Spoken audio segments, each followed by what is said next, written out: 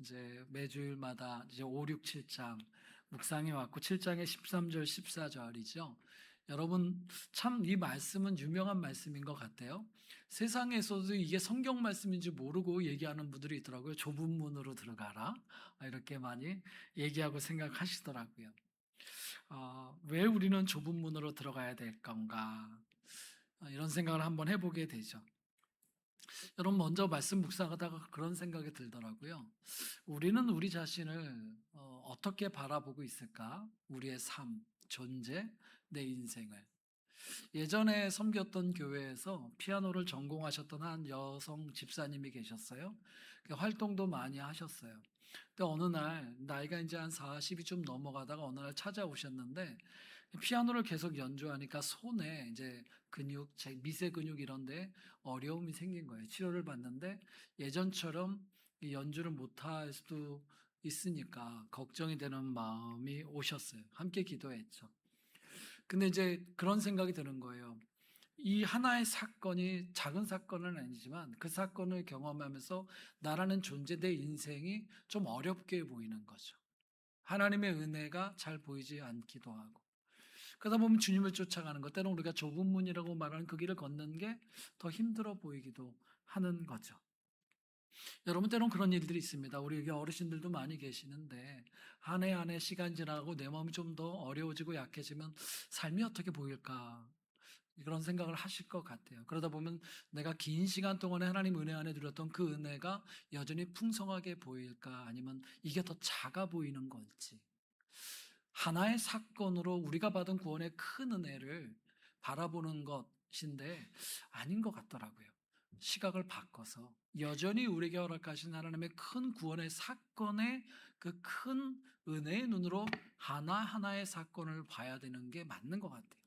이 사건을 갖고 하나님의 은혜가 작아졌다 커졌다가 아니라 여전히 크신 하나님의 은혜, 구원의 사건으로 오늘날을 계속해서 바라보는 그 믿음이 필요한 것 같아요. 그런 관점에서 오늘 말씀을 좀 생각해 보게 됩니다. 세상은 그런 얘기를 해요.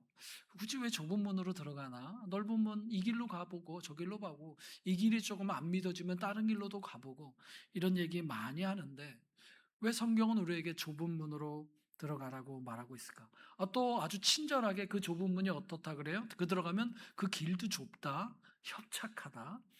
그렇게 친절하게 가르쳐 주세요. 근데 그 길로 가야 된다. 이렇게 말씀하고 있습니다. 왜 그럴까? 그 답도 실은 마태복음 7장은 우리에게 알려주고 있어요. 왜냐하면 거기에 생명이 있기 때문이다. 라고 얘기해요. 생명은 거기 있다. 넓은 길은 많이 있는데 문제는 거기에 생명이 없다. 또 멸망, 사망으로 이끈다라고 우리에게 알려주고 있죠. 그러면 그 좁은 길임에도 불구하고 거기에만 있는 그 생명이 무엇인지 이걸 아는 게 중요합니다. 이것이 처음에 말씀드린 구원의 전체 우리가 허락하신 그 은혜를 아는 겁니다.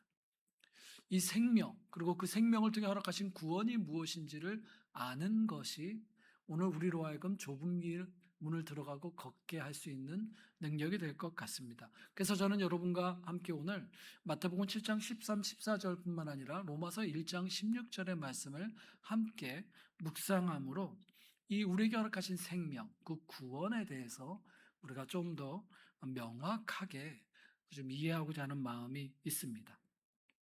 여러분 로마서 1장 16절에서 바울은 복음에 대해서 이렇게 합니다. 한번 띄워주시기 바랍니다. 내가 복음을 부끄러워하지 않습니다. 라고 얘기합니다. 여러분 바울이 살던 시대, 그러니까 예수님도 그 어간의 그 시대의 사람이시니까 그 시대 유대 사회에서는 또 로마가 지배하던 사회에서는 십자가라고 하는 것은 되게 치욕스러운 처형 사건이었습니다. 그러니까 사형이었죠. 처형 사건이었어요. 근데 여러분 복음은 어떤 이야기냐면 그 십자가에서 처형을 당해 죽은 한 젊은 유대인에 관한 이야기가 실은 이 복음에 대한 이야기죠. 그 시대로서는 그 십자가라고 하는 것은 당연히 거리끼는 수치스러운 그런 이야기였습니다. 근데 거기에 복음이 있다라고 얘기하는 것은 특히 헬라인, 그 철학자들의 세계를 구축했던 헬라 세계에서는 그건 너무 어리석은 이야기였어요. 지혜의 최고를 추구해서 나름 구원의 길을 찾으려고 했던 그 헬라 세계에서는 이 십자가에 처형당한 이 꺼리끼는 이야기에 구원이 있다는 건 너무 어리석은 이야기처럼 보였어요. 그 사건 들여다보면 너무 약하고 거리껴지는 것, 부끄러운 그런 사건처럼 보이는데 어떻게 거기에 구원이 있을까? 근데 이제 바울은 이 얘기를 하고 있어요. 나는 복음을 부끄러워하지 않습니다. 그리스도 예수의 십자가의 복음이 되게는 부끄러울 수가 없습니다. 왜냐하면 그 십자가에서 이룬 그 복음, 그것은 인간의 지혜가 아니라 거기에 하나님의 구원의 능력이 있기 때문입니다. 이렇게 고백하고 있습니다. 세상은 십자가와 같은 사건들을 부끄럽게 볼 줄 모르겠지만 가장 약해 보이는 그 바로 십자가에서 그리스도 예수 통해 이루신 하나님의 구원의 복된 사건, 능력이 나타났기 때문입니다. 그래서 바울은 얘기합니다. 오늘 이제 16절 말씀은 실은 로마서 전체의 주제와 같은 말씀이죠. 여러분 이 말씀에서 세 가지의 핵심 단어를 뽑을 수 있을 것 같아요. 첫 번째는 복음입니다. 내가 복음을 부끄러워하지 아니하노니. 이 복음은 모든 믿는 자에게 구원을, 두 번째 핵심 단어는 구원입니다. 복음은 구원을 주시는 그럼 세 번째 단어 하나님의 능력이다. 이 세 가지 단어가 핵심입니다. 복음, 구원, 능력. 여러분 이 세 가지 단어를 여러분과 한번 살펴보려고 합니다. 여러분 복음 다시 한번 질문을 하게 됩니다. 복음은 무엇일까? 여러분 복음은 무엇이라고 생각하십니까? 그리고 구원은 무엇일까? 여러분 복음은 한마디로 얘기하면 그리스도 예수께서 우리의 부끄럽고 더러운 죄를 위해서 당신이 십자가에서 죽으심으로 그 죄값을 다 담당하신, 그리고 우리를 용서하시고 죄를 씻으신, 하나님과 화목하게 하신 놀라운 사건에 대한 소식 이야기입니다. 우리의 죄, 더러운 죄 씻으신 것뿐만 아니라 그렇게 우리를 용서하시고 용납하셨어요. 용납하신 것뿐만 아니라 하나님과 이제 화목하게 지낼 수 있는 길을 열어주셨어요. 화목한 것뿐만 아니라 우리를 하나님의 자녀가 되게 하셨어요. 이게 복음이에요. 십자가에 이루신 놀라운 사건. 이 구원의 놀라운 사건을 값없이 거저 은혜로 선물처럼 우리에게 허락하신 겁니다. 이 모든 일을 이루신 예수 그리스도, 그분이 바로 복음이죠. 여러분 복음은 예수 그리스도입니다. 십자가에 죽으시고 부활하신 예수님, 우리를 향한, 온 땅을 향한 그 복된 소식을 온전히 성취하신 예수 그리스도, 그분이 바로 복음입니다. 여러분 이 복음에 대해서 알고 있습니다. 그리고 그 복음을 믿는 모든 자에게 하나님은 구원을 주신다라고 로마서 1장 16절에 선포하고 있습니다. 그러면 여러분과 제가 얻은 구원은 무엇입니까? 복음을 믿음으로 우리에게 허락된 그 구원은 무엇입니까? 저는 로마서 전체를 다 말할 수 없기 때문에 로마서의 전반적인 내용 속에 흘러가는 구원에 대해서, 그러니까 더 정확히 말하면 로마서를 기록한 바울이라는 사람을 통해, 또 바울이 기록한 신약성경의 여러 서신서들을 통해 등장하는 구원에 대한 이해를, 핵심적인 6가지를 여러분들에게 오늘 정리를 하면서 정리하고자 합니다. 이 전체를 이해하는 게 굉장히 중요하기 때문입니다. 처음에 말씀드린 하나의 사건으로 우리 존재를 뒤흔드는 것이 아니라 구원의 전체 그림 속에서 우리의 오늘 하나하나의 시간과 사건을 바라보는 눈을 얻기 위해선 구원이라는 전체 그림, 우리에게 허락한 것이 무엇인지를 알 필요가 있기 때문입니다. 여러분 로마서에서 등장하는 구원에 대한 이해, 첫 번째는 무엇이냐면 구원은 죄에 대한 심판에서 우리를 구출하신 겁니다. 심판에서의 구출입니다. 이 단어, 심판에서 구출이라고 하는 단어는 법정 용어를 바울이 쓰고 있습니다. 여러분 사람 사이, 우리 개인 사이에서는 좀 잘못하면 그래 미안해 용서할게 하다가 기분 나쁜 나 용서 못하겠어 막 바꿀 수 있잖아요. 법정 선언은 그렇게 바꿀 수 없습니다. 치열하게 논중하고 재판에서 마지막 결론을 꽉 내리는 것이 선언이에요.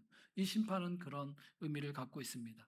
여러분 로마서는 1장 18절부터 3장 20절에 이르기까지 성경은 모든 사람의 죄 아래 갇혔음을, 죄의 심판 아래 놓였음을 하나하나 쭉 얘기하고 있습니다. 거기에는 하나님의 말씀을 먼저 받았고 하나님을 먼저 믿었다는 유대인도 제외되지 않습니다. 하나님을 모르고 세상의 우상을 섬겼던 이방인도 당연합니다. 모든 사람은 죄 아래 갇혀 있다라는 것을 실은 로마서는 앞부분에 선포하고 있습니다. 그 최종적 선언과 같은 말씀이 로마서 3장 23절에 등장하죠. 함께 보겠습니다. 3장 23절입니다. 모든 사람이 죄를 범하였습니다. 그래서 사람은 하나님의 영광에 못 미치는 처지에 놓여 있습니다. 로마서 1단 부분에 죄의 삭은 사망이라고 분명히 선언하고 있습니다. 여러분, 죄를 범하였고 사망이라는 심판 아래 모두가 다 놓였다라는 것을 선언하고 있습니다. 여러분, 그럼 구원은 무엇이겠습니까? 구원은 이런 법적 선언과 같이 이미 결과가 내려진 인간 존재를 향해서 이렇게 선언한 겁니다. 죄인인 우리가 예수 그리스도 십자가의 은혜로 말미암아 의롭다함을 받고 하나님의 그 심판에서 벗어나는 겁니다. 동일한 법적 용어가 쓰여지고 있습니다. 죄로 심판받았던 그가 다시 새로운 선언이 내려지는 겁니다. 더 이상 그를 정죄하지 않는, 아니 의롭다 여기는 하나님의 새로운 선언이, 변화할 수 없는 선언이 내려진 겁니다.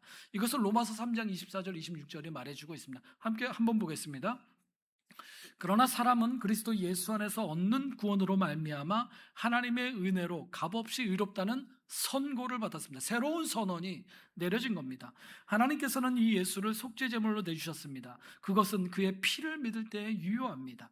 하나님께서 이렇게 하신 것은 사람들이 이제까지 지은 죄를 너그럽게 보아주심으로써 자기의 의로우심을 나타내시는 것이었습니다. 하나님께서 오래 참으시다가 지금 이때 자기의 의로우심을 나타내신 것은 하나님은 의로우신 분이라는 것과 예수를 믿는 사람은 누구나 의롭다고 하신 것을 보여주시려는 것입니다. 당신의 아들을 십자가에서 우리의 죄값을 지고 죽게 하심으로 용서하시기 위해서 당신의 의로움을 나타내셨고, 그 십자가의 사랑을 믿는 그들에게 그 하나님의 의로움, 예수 그리스도의 의로움을 덧입혀 주시면서 선언하신 겁니다. 이제 그는 용서받은 존재가 되었다. 용서받은 존재인 것뿐만 아니라 하나님의 의로우심을 덧입은 자가 되었다라고, 의롭다라고 선언하고 있는 것입니다. 여러분, 그래서 구원의 첫 번째 의미는 무엇이냐면 우리의 죄를 용서하신 것과 더 나아가서 우리를 의롭다고 여겨주신 법적 선언입니다. 그 심판에서 구출했다라고 선언한 겁니다. 저 사람은 정죄하였으니 죄가 있으니 3년 동안 감옥에 가두십시오라고 법적 선언을 내리면 그건 시행돼야 됩니다. 그런데 마찬가지로 이 사람의 모든 죄가 용서받았습니다. 이 사람은 더 이상 죄로 인해서 어떤 징계를 받을 이유가 없음 선언되면 그 사람은 풀려나는 겁니다. 이것은 법적 선언입니다. 하나님께서 예수들을 믿는 모든 자에게 그 죄로부터 구출하시는, 심판으로부터 구출하는 선언, 이것을 우리에게 허락하신 겁니다. 뿐만 아니라 우리로 하나님과 화목하게 하신 거죠. 여러분, 저는 6가지 얘기할 때 끝에마다 서로에게 이 이야기를 확인해 주는 이야기를 할 겁니다. 우리 옆에 있는 분에게 한번 이야기했습니다. 당신은 죄의 심판에서 구출되었습니다. 당신은 하나님의 의로 덧입혀졌습니다. 여러분, 이것이 우리가 하나님께 받은 구원의 첫 번째 의미가 갖고 있습니다. 두 번째 의미는 무엇이냐면 죄의 권세로부터의 해방입니다. 여러분, 로마서를 쭉 읽다 보면 바울은 죄에 대해서 얘기할 때 단순히 죄를, 그러니까 우리가 결과적으로 드러낸 죄의 행위, 그것만을 의미하는 것은 아닙니다. 그것보다 더 깊이 들어가면 실은 그런 죄를 짓게 만드는 그런 악한 지배하는 세력, 권세, 파워, 실은 죄를 그렇게 이해하고 있습니다. 죄라고 하는 그 악한 세력은 우리에게 영향을 미치고 우리를 자꾸 주장하려고 하죠. 우리의 생각에, 우리의 감정이나 정서에, 우리의 의지까지도 흔들어서 영향을 미치고 그리고 지배하려고 하죠. 그런 힘이 있는 세력으로서 로마서는 죄의 존재에 대해서 우리에게 말해주고 있습니다. 로마서 5장부터 8장 읽어보고 갈라디아서와 고린도전서를 읽어보면 죄는 거의 어떤 인격적인 존재인 것처럼, 권세가 있는 것처럼 나를 자꾸 이렇게 지배하고 다스리려는 세력으로서 죄에 대해서 알려주고 있습니다. 말씀을 한번 보죠. 로마서 5장 21절입니다. 앞부분에 보십시오. 이는 죄가 사망 안에서 왕노릇한 것 같이, 죄가 사망 안에서 왕처럼 우리를 자꾸 다스려 버리는 거예요. 지배하는 거예요. 때로는 난 그러고 싶지 않은데 안 되는 거예요. 자꾸 죄악 아래 끌려가는 것 같이, 그러니까 종노릇하는 거죠. 그렇게 우리를 지배하는 거예요. 그래서 죄를 짓게 만들고 죄와 같은 어떤 행위를 하게 만드는 죄의 지배 세력, 그걸 얘기하고 있어요. 그 말씀을 이렇게 하죠. 하지만 은혜도 또한 의로 말미암아 왕노릇하여 우리 주 예수 그리스도로 말미암아 영생에 이르게 하려 함이니라. 새로운 하나님의 다스림을 얘기하죠. 로마서 6장 14절 한 번 더 봅시다. 비슷하게 말하고 있습니다. 거기도 죄가 너희를 주장하지 못하리니, 그 말은 그 전에는 죄가 우리를 주장했다는 거예요. 죄를 짓고 난 다음에 결과의 문제가 아니라 죄가 우리를 주장해서 우리로 죄된 행동을 하게 했다는 거, 그 죄의 지배력, 죄의 세력, 그 권세가 있었다라고 하는 것입니다. 하지만 이제 그렇게 하지 못하리니 이는 너희가 법 아래 있지 아니하고 은혜 아래 있습니다 라고 말하고 있습니다. 여러분, 구원은 무엇입니까? 우리가 받은 구원은 우리가 피할 수 없었던, 이길 수 없었던 죄의 지배, 죄의 그 권세로부터, 그 죄의 노예됨으로부터 우리를 옮기신 겁니다. 하나님의 다스리심으로 옮기는 것입니다. 그러므로 구원은 단순히 죄의 결과에 대한 죄책에 해결해 주는 것만이 아니라 죄를 또다시 짓게 만드는 그 세력으로부터 하나님 우리를 구원하시고 옮기신 것입니다. 그 죄의 지배하는 힘에서 해방하신 것이, 그것이 구원입니다. 아멘. 예. 그래서 여러분, 이제 질문이 많이 나올 수 있어요. 근데 뒤에 좀 더 들어봅시다. 우리 이제 옆에 있는 분에게 또 한 번 얘기합시다. 이 선언을 합시다. 당신은 죄의 지배에서 해방되었습니다. 그것이 여러분입니다. 그것이 여러분이 받은 구원입니다. 여러분은 죄의 지배에서 이미 해방받았습니다. 새로운 다스림이 여러분에게 있습니다. 거기에 집중해야 된다는 거죠. 자, 구원의 세 번째 의미, 그래서 새 창조입니다. 그리스도 예수 안에 있는 사람은 이제 죄로 죽은 존재가 아니라 새로운 존재로, 새로운 피조물로 거듭났다, 새 창조물이 되었다라고 성경은 선언하고 있습니다. 여러분 잘 아시는 고린도후서 5장 17절의 말씀입니다. 우리 한번 함께 읽어보겠습니다. 시작. 그런즉 누구든지 그리스도 안에 있으면 새로운 피조물이라, 이전 것은 지나갔으니 보라 새 것이 되었도다. 여러분, 구원이라고 하는 것은요, 그래서 예수님을 믿으면 사람의, 예를 들면 성격이 조금 더 좋아지는 이런 차원의 얘기를 하는 게 아닙니다. 조금 더 좋아진 것이 아니라 새로운 존재로 태어났다. 너는 새로운 존재가 되었다. 그 말은 뭡니까? 옛 존재는 죽었다는 선언을 하고 있어요. 이게 되게 놀라운 선언이었어요. 죄의 지배를 받던 옛 존재는 죽었다. 그리고 새로운 피조물로 창조하셨다. 이것이 우리가 받은 구원입니다. 이전에는 죄의 지배력이 여전히 기세등 왕처럼 우리를 주장했지만, 이제는 우리 안에 계신 성령께서, 하나님의 영께서 다스리시고 이끌어가는 새로운 존재로, 거듭난 존재로 우리를 만드셨다라고 하는 것입니다. 하나님 그 놀라운 새로운 창조를 우리 안에 이루신 겁니다. 자, 우리 세 번째, 새로운 피조물이 됐다. 옆에 있는 분에게 한 번 더 이야기합시다. 당신은 성령의 다스림 속에 사는 새로운 피조물이 되었습니다. 예, 그것이 우리가 받은 구원입니다. 여러분 옛사람 아닙니다. 여러분 이미 새로운 피조물이 되었고 성령의 다스림 속에 살아가는 새로운 존재가 되었습니다. 그래서 여러분, 우리에게 어떤 일이 벌어집니까? 구원이 우리가 가져오는 네 번째 의미는 뭐냐면, 우리가 하나님 나라의 그 새 시대에 참여하는 존재가 된 겁니다. 하나님의 시간을 살아가는, 하나님의 시대에 참여하는 존재가 된 겁니다. 이 하나님의 시대는 그리스도 예수께서 십자가의 죽으심과 부활하심으로 시작하셨습니다. 그 시대를 이 땅에 열어놓으셨습니다.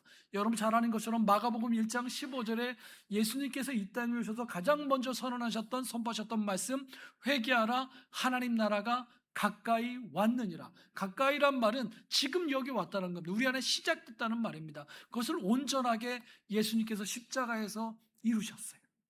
선포만 하신 게 아니라 당신의 몸을 내어드리고 십자가의 죽으심으로 막혔던 길을 여셨습니다. 그 나라를 시작하셨습니다. 그리고 그 그리스도 예수를 믿는 자들에게 그 나라의 삶으로 초대하셨고 그 삶, 그 하나님 나라의 시대를 함께 참여하도록 우리를 불러주셨습니다. 그래서 우리는 새로운 피조물로 새로운 시간을 살아갈 수 있게 된 겁니다.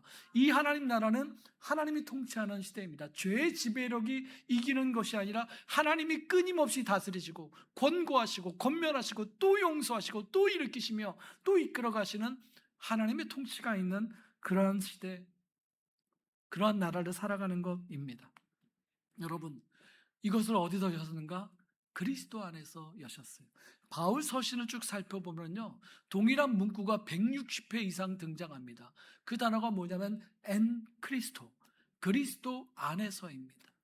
그리스도 안에서 이 모든 것을 이루셨다. 그러면 여러분, 우리는 구원으로 말미암아 여러분과 제가 그리스도 안으로 옮겨진 존재임을 기억하시기를 바랍니다. 그리고 하나님의 통치의 시대를 살아가는 존재인 걸 잊지 마시기 바랍니다. 제가 왜 강조하냐면 때로는 그런 것 같고 때로는 안 그런 것 같고 그래 보이니까 우리가 혼란하고 왔다 갔다 해요. 근데 성경은 분명히 선언하고 있어요.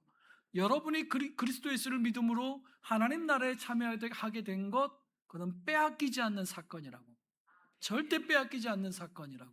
여러분, 그 말씀이 로마서 8장 38절과 39절에 나옵니다. 한번 보겠습니다. 내가 확신하노니 사망이나 생명이나 천사들이나 권세자들이나 현재일이나 장래일이나 능력이나 높음이나 기쁨이나 다른 어떤 피조물이라도 우리 주 그리스도 예수 안에 있는 하나님의 사랑에서 끊을 수 없으리라. 아멘.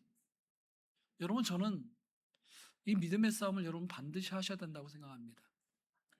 사단은, 세상은 안 그렇다고, 야, 너 아직도 부족하잖아? 너 아직 연약하잖아? 너 낙심되잖아? 하나님 사랑이 끊어진 거 아닐까? 아까 처음에 연세가 들면 내가 약해지고 더 못할 것 같고 마음이 불안하고 하면 하나님 사랑이 끊어질까? 왜냐하면 제가 연세 드신 어르신들, 신앙 평생 하신 분들이 제게 종종 그런 얘기를 하는 걸 들었어요. 제가 구원받을 수 있을까요? 하나님의 사랑에 대해서 이제 좀 확신이 약해졌는데 이유는 내가 약해졌기 때문이에요. 내가 약해진 사건으로 하나님의 구원을 바라보는 게 아니라 약해진 나여도 이미 허락하신 구원의 사건으로 오늘의 나를 바라봐야 된다는 거예요. 성경은 뭐라고 말합니까? 하나님의 사랑에서 그 어떤 것도 끊을 수 없으다. 이렇게 약해지다가 오늘 우리는 정말 육체의 죽음을 당하는 그 사망이 올 수도 있겠죠. 사망이나 생명이나 어떤 것도 그 사랑에서 우리를 끊을 수 없으리라. 때론 넘어지고 때론 사업이 실패할 수도 있고 시험에 떨어질 수도 있어요. 그래도 하나님의 사랑에서 우리를 끊을 수 없어요. 구원은 거기에 좌우되지 않습니다. 하나님 나라에 옮겨졌으며 그 나라에 참여하는 살아가는 존재가 되었다는 그 사랑이 끊어지지 않는 것을 기억하시기를 바랍니다. 한 번 더 해야죠. 이거 좀 기니까 짧게 하겠습니다. 쫓아하십시오. 당신은 그리스도 안에 있으며 누구도 당신을 그리스도 안에서 빼앗을 수 없습니다. 아멘. 구원의 다섯 번째 의미가 있습니다. 그것은 무엇이냐면 우리가 하나님 나라의 백성이 되었다라고 하는 것입니다. 죄 용서를 받아서 하나님과 화목하게 되므로, 그러니까 죄만 용서받은 게 아니라 놀랍게 성경은 우리가 하나님의 백성, 하나님의 자녀가 되었다고, 우리가 자격이 바뀐 거예요. 우리의 신분이 바뀐 거를 얘기합니다. 하나님의 자녀가 되었다. 자, 그런데 하나님의 자녀가 되었는데 특별히 자녀가 돼서 하나님의 백성으로 부르는 겁니다. 구원이 우리에게 가져다 준 거는 한 사람 한 사람 하나님의 자녀가 되는 개별적 변화뿐만 아니라 하나님의 백성이 되었다라고 하는 공동체로 불렀다라는 것을 의미하고 있습니다. 구원은 그저 개별적 구원으로만 얘기하지 않고 구원받은 사람이 함께 하나님 나라의 백성이 되었다라는 공동체적 사건을 의미하고 있습니다. 나만 구원받은 것이 아니라 당신과 내가 함께 구원받은 존재가 돼서 내가 하나님과만 화목한 것이 아니라 당신과 내가 형제가 돼서 우리가 함께 화목하는 겁니다. 그래서 복음은 사회 변혁을 얘기합니다. 사회 변화를 얘기합니다. 각자 하나님과 잘 살아가는 것이 아니라 복음으로 변화된 사람이 서로 형제가 되어서 화목함으로 화목하지 않는 세상을 변화시켜가는 겁니다. 분쟁이 있는 곳에 하나님의 화목함을 심어가는 겁니다. 복음은 하나님 나라의 백성으로 부르십니다. 공동체로 부르십니다. 그래서 여러분 우리가 함께 읽었던 로마서 1장 16절을 이해합니다. 복음에 대해서 쭉 얘기해요. 내가 복음을 부끄러워하지 아니하노니 이 복음은 모든 믿는 자에게 구원을 주시는 하나님의 능력이 됩니다. 먼저는 유대인에게요, 그리고 헬라인에게로다. 이 말이 뭡니까? 먼저 믿은 사람만, 유대인만, 똑똑해 보이는 누구만이 아니라 이어지는 복음의 전달이 있다는 겁니다. 내 뒤에 믿는 헬라인도 야만인도 누구도 그도 다 복음 안에서 구원을 받는 하나님의 자녀와 백성이 되었다라고 얘기하고 있습니다. 여러분, 구원은 우리로 하여금 하나님의 자녀일 뿐만 아니라 함께 하나님 나라를 살아가는 공동체 백성으로서 일원으로 불렀다는 것을 기억하시기를 바랍니다. 자, 함께 또 옆에 분하고 하겠습니다. 당신과 나는 함께 하나님 나라의 백성입니다. 한 번 더 합니다. 나는 당신과 함께 하나님 나라의 공동체가 되었습니다. 나는 당신과 함께 하나님 나라의 공동체가 되었습니다. 구원은 여러분 개인적 사건이 그거로 끝나지 않아요. 공동체로 들어오는 사건입니다. 마지막 구원의 6번째 의미가 있습니다. 구원의 6번째 의미는 그래서 우리의 과거뿐만 아니라 오늘이라는 현재와 우리의 미래까지도 구원에 다 포함된다는 것을 기억하시기 바랍니다. 여러분 시편 103편 12절 14절 말씀을 한번 보겠습니다. 시편 103편 12절 14절입니다. 제가 읽습니다. 동이 서에서 먼 것 같이 우리의 죄과를 우리에게서 멀리 옮기셨으며 아버지가 자식을 긍휼히 여김같이 여호와께서는 자기를 경외하는 자를 긍휼히 여기시나니 이는 그가 우리의 체질을 아시며 우리가 단지 먼지뿐임을 기억하심이로다. 하나님의 아버지께서 우리를 긍휼히 여기시는데 그래서 우리의 죄과를 멀리 옮기신다라고 합니다. 근데 여러분 여기서 이 단어, 이 문법으로 과거형입니다. 우리가 과거에 지었던 죄를 하나님이 기억하지 않으시고 이 동인과 서가 먼 것처럼 멀리 옮기신다는 말은 이렇게, 그러니까 뒤로 던지신 거예요. 하나님이 당신의 눈앞에 우리의 죄를 두지 않으시고요, 뒤로 던져버리시고 잊어버리시는 거예요. 아버지가 자식을 긍휼히, 야 내가 너 부족한 거 볼 때마다 이놈 그때 그 잘못 그런 부분이나 잊어버리시는 거예요. 왜냐하면 우리가 부족한 걸 아시기 때문에, 우리가 먼지와 같은 존재인 걸 아시기 때문에 우리의 약함에 주목하지 않으시고 그 죄악에 주목하지 않으시고 하나님은 그것을 잊으시고 하나님 뒤로 던져버리시는 분이세요. 근데 우리가 기억하고 있어요. 이게 참 아이러니해요. 하나님은 이미 용서하셨던데 나는 그거를 잊지 않고 하나님 잘못했어요. 용서했는데 그 다음날 와서 또 잘못했어요. 여러분 만약에 여러분의 자녀가 여러분에게 그렇게 한다면 여러분 어떨 것 같으세요? 정말 사랑하는 마음 때문에 내 자녀의 실수와 잘못 난 정말 용서했어. 너무 불쌍해. 그렇게 안 살았으면 좋겠어. 다 용서했어. 근데 그 자녀가 그 다음날 와서 또 아버지 너무 미안해요. 어머니 죄송해요. 이거 그 다음날 어떻게 되겠어요? 얘는 나를 믿지 않는구나. 얘는 내 사랑을 믿지 않고 얘는 혼자 불쌍하게 살아가고 있는 거예요. 하나님 그러기를 원치 않으세요. 하나님은 우리가 그 죄에 눌려 사는 것을 원치 않으시고 그것이 얼마나 비참한지 알기 때문에 하나님은 용서하셨고요, 용서하실 수 있는 분이 용서하셨고 그 죄를 뒤로 던져버리셨어요. 잊지 않으세요. 근데 그걸 과거형으로 표현하고 있습니다. 여러분 로마서 5장 1절 말씀 한번 봅시다. 로마서 5장 함께 읽겠습니다. 시작. 그러므로 우리가 믿음으로 의롭다 하심을 받았으니 우리는 주 예수 그리스도로 말미암아 하나님과 화평을 누리자. 여기 우리가 믿음으로 의롭다 하심을 받았다는 단어가 과거입니다. 우리가 이제까지 지어왔던 과거의 모든 죄에 대해서 하나님은 선언하셨어요. 내가 용서했다. 나 잊어버렸다. 그거 다 뒤로 던져버렸다. 그리고 우리가 원하시는 게 뭐예요? 그 용서받음으로 하나님과 화목하게 지내기를 원하는 거예요. 하나님 감사해요. 기뻐하고 즐거워하고 하나님 좋아하는 거 뭐세요? 그렇게 살아가기를 원하는 거예요. 하나님과 화평을 누리자. 근데 이제 그거를 못하고 죄송해요. 어제 일로 또 잘못했어요. 아니에요. 하나님은 우리의 과거에 여러분과 저의 과거의 모든 죄악, 수치, 부끄러움 다 용서하셨어요. 때로 그 과거에 잊지 못할 것 같은 그 일이 생각나십니까? 생각은 나실 거예요. 근데 거기에 여러분의 구원의 능력을 사용하셔야 돼요.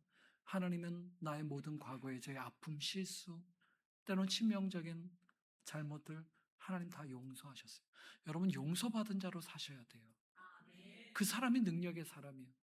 그걸 짊어지고 살려고 하지 마. 용서받은 사람이 더 능력 있습니다. 그 사람들 정말 변화의 일을 합니다. 여러분 우리에게 허락하신 구원은 우리의 과거도 이미 다 구원하신 주님이세요. 뿐만 아니죠. 우리가 허락하신 구원은 오늘 현재 그 구원의 역사를 지금도 이루시고 지금도 역사하시고 작동하고 있다는 것을 기억하시기 바랍니다. 빌립보서 2장 12절 말씀을 한번 봅시다. 빌립보서 2장 12절입니다. 그러므로 사랑하는 여러분, 여러분이 언제나 순종한 것처럼 내가 함께 있을 때뿐만 아니라 지금과 같이 내가 없을 때에도 더욱더 순종하여서 두렵고 떨리는 마음으로 자기의 구원을 이루어 나가십시오. 이미 허락하신 구원 주셨잖아요. 그 구원의 은혜 가운데 계속 살아가라는 겁니다.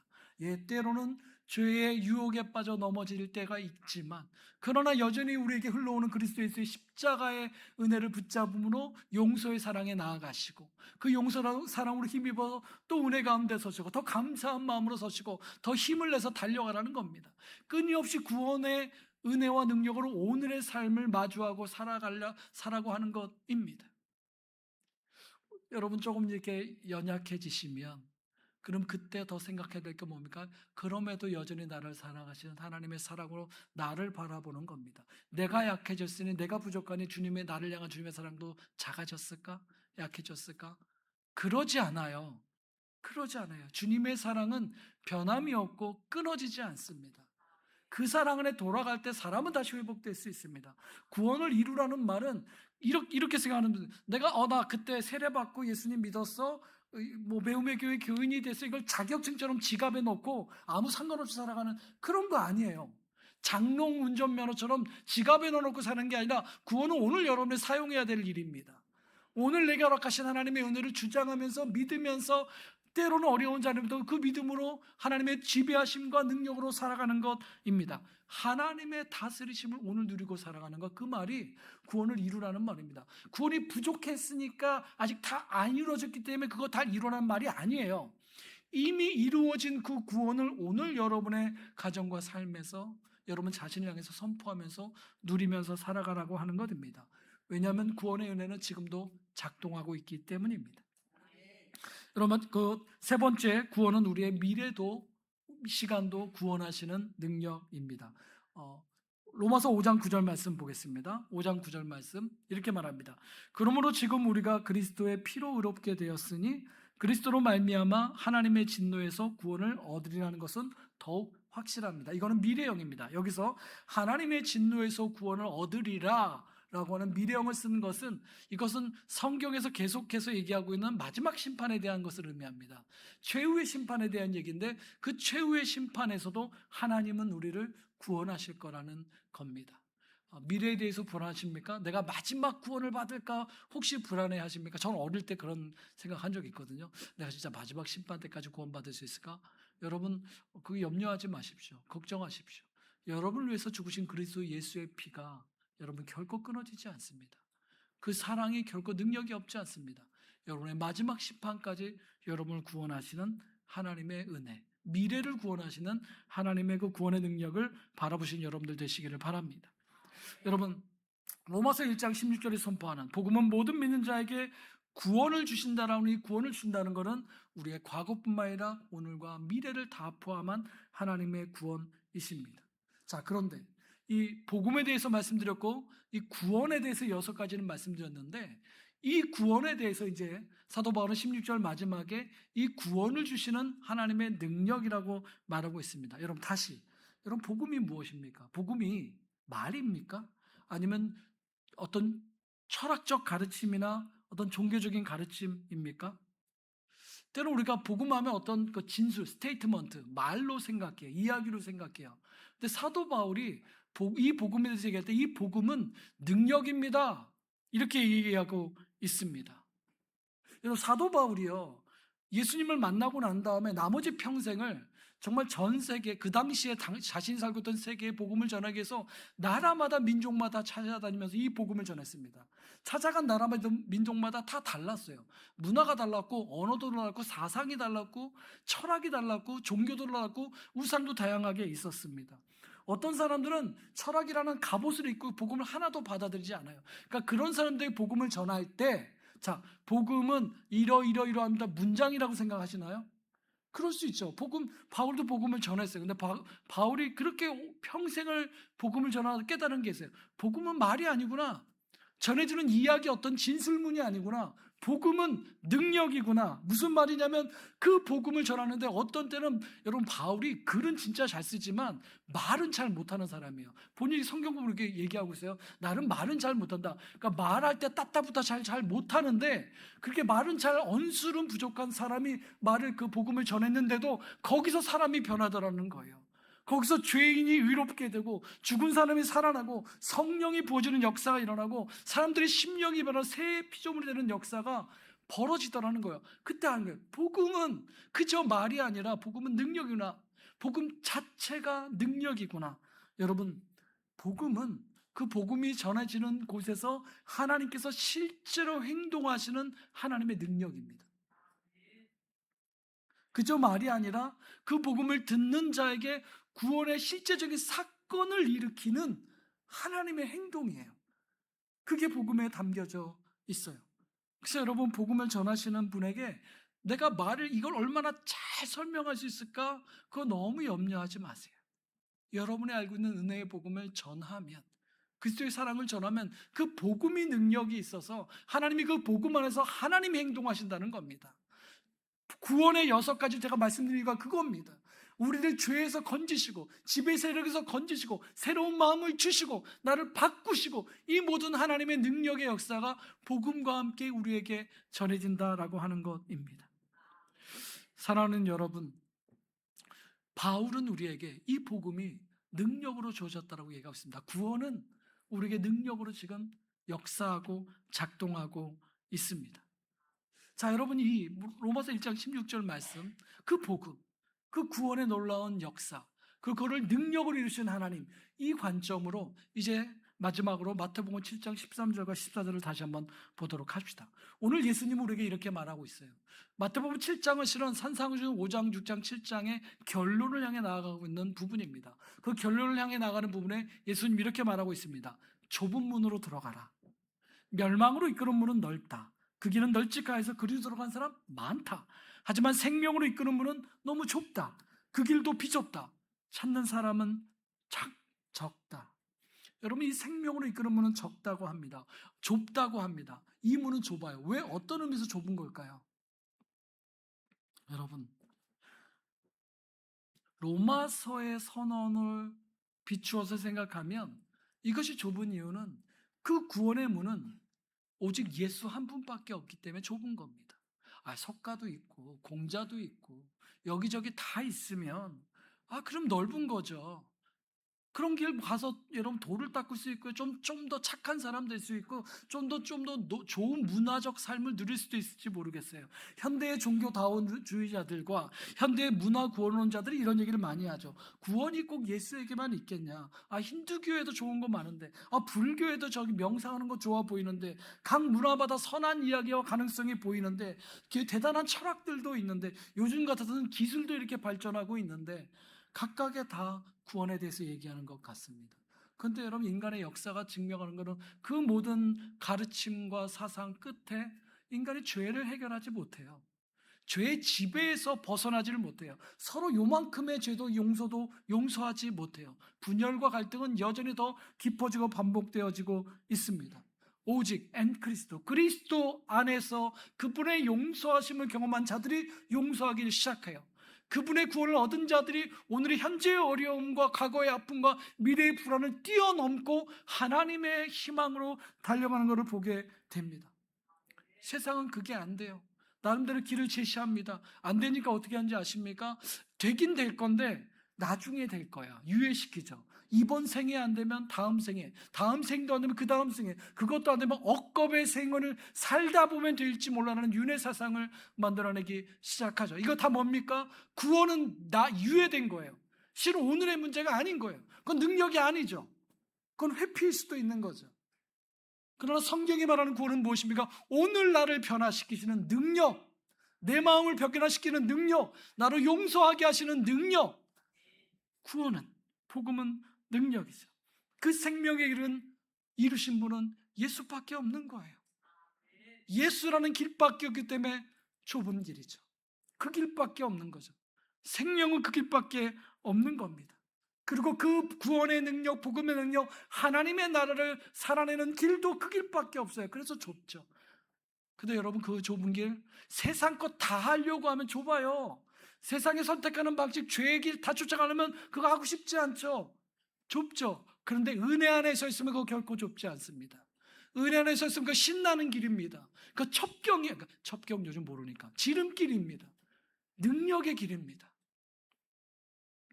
여러분, 주님께서는 그 길이 생명이 있다, 거기에 너에게 생명이 있고, 거기에 이 세상에 생명이 있고, 거기에 이 사회에 생명이 있다, 죽음으로 끝나지 않는다, 거기에 변화가 있다, 하나님의 구원이 거기에 있다라고 우리에게 말해주고 있습니다. 사랑하는 여러분, 주님은 오늘 우리를 당신의 좁은 문, 세상으로 보면 좁은 길, 세상으로 보면 너무 좁음을 찾지 않을 것 같은 그 길이지만 생명의 길로 초대하고 있습니다. 때론 우리의 마음속에 두 길 사이에서 우리도 혼돈할 때가 있을지 모르겠어요. 매번 그러겠죠. 그러나 여러분은 이미 그리스도 예수 안에 그 길에 들어온 분인 것을 기억하시기를 바랍니다. 새로운 창조물이 된 것이 되었음을 기억하시기를 바랍니다. 때로 죄악이라고 하는 또 다른 길이 여러분을 유혹할지라도 구원의 그 은혜와 능력 안에 하나님의 다스림 안에 또 선택해 가시기를 바랍니다. 빠졌을지, 다른 길로 빠졌을지라도 다시 여러분을 불러오시는 성령의 은혜를 믿으시기를 바랍니다. 함께 기도합시다. 여러분, 주님 우리에게 또 한 번 초대